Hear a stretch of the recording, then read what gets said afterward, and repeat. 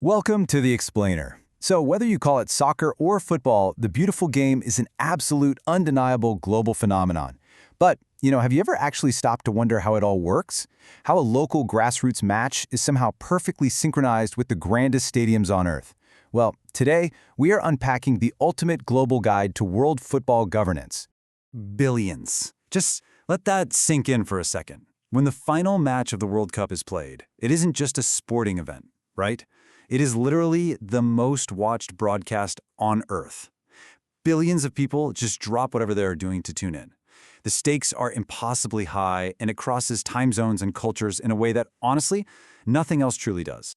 So, looking at those billions of viewers, you kind of have to ask yourself, who actually runs the beautiful game? How do you organize something on that kind of monumental scale? Because it doesn't just happen by accident. Behind the roaring crowds, the dramatic goals, the shiny trophies, there's this intricate engine pulling the strings. They set the standards, ensuring that a match played in Tokyo follows the exact same logic as a match played in Buenos Aires.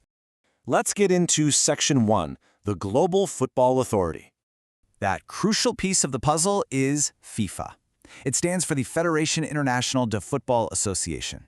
Simply put, they are the highest governing body in world football. They are the global organization entirely responsible for governing, organizing, and promoting the sport worldwide. Their fundamental job? Standardizing the international game and making sure it's played fairly across the globe. Operating out of their headquarters in Zurich, Switzerland, a single president and an executive committee manage something truly staggering. They somehow bring this massive, complex, global scale of international sports under one roof.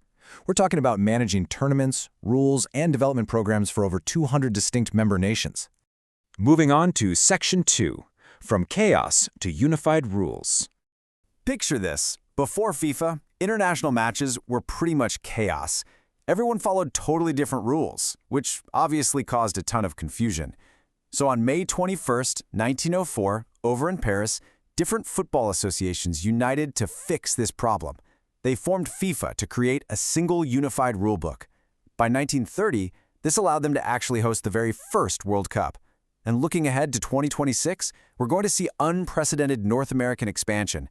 It's just an incredible journey, from a small meeting in France to solve local rule disputes, all the way to organizing the absolute biggest tournament on the planet. So what exactly are their invisible, day-to-day responsibilities? First up, organizing tournaments. And we're not just talking about the men's and women's World Cups, but also youth tournaments like the U17 and U20 Cups, plus the Club World Cup. Second, setting the rules. They work alongside IFOB to maintain and update the official rulebook. Third, developing football worldwide by supporting programs that grow talent and infrastructure in different countries. And finally, ensuring fair play. They enforce the rules to keep the sport disciplined and, crucially, corruption-free. All right, Section 3, the World Cup spectacle. Every 4 years, the world just stops. The FIFA World Cup truly unites the entire globe, featuring only the absolute top national teams competing for the title of world champion. It's so much more than a game, It's a global celebration of culture and sport that generates billions in revenue, all while inspiring young players everywhere to dream of one day lifting that trophy. Now, traditionally, we've had 32 teams competing in the World Cup, but in July of 2026, we are entering a brand new era. The tournament is expanding massively to 48 teams, and it's going to be hosted collectively by 3 countries, the United States, Canada, and Mexico, with the final match taking place in the US. That means more matches and way bigger global participation. And hey, the evolution absolutely does not stop with the men's game.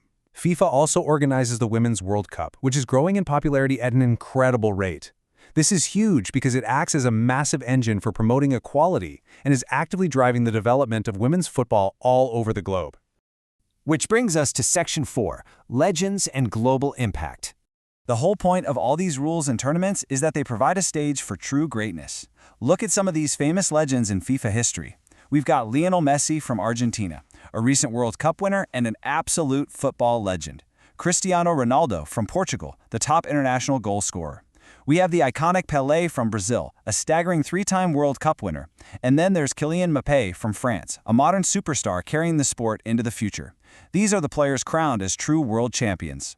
But the impact of these players and the organization behind them goes way beyond the 90 minutes on the pitch.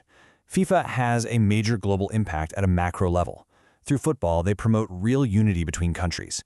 They significantly boost the global economy through the business of sports.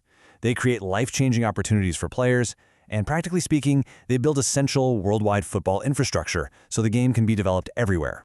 Let's look at some quick, pretty wild facts here. Think back to that massive 48-team expansion coming in 2026. Contrast that with the very beginning. The first World Cup in 1930 only had 13 teams. As for the champions, Brazil actually holds the record for the most World Cup wins. And the ultimate fact anchoring this whole thing, football is, without a doubt, the most popular sport in the entire world. Which brings us to our final thought. We've seen how FIFA, as the most powerful football organization in the world, controls the international game, organizes massive events, and truly connects nations. They took a confusing landscape of different rules back in 1904 and built it into an organization that inspires millions today. So, as we look ahead to a 48-team tournament in 2026 and the explosive growth of the women's game, I'll leave you with this question. How will the beautiful game continue to evolve as it reaches even more corners of the globe? What does the future of world football look like to you? Thanks so much for joining me on this explainer. Keep learning, keep asking questions, and I'll catch you next time.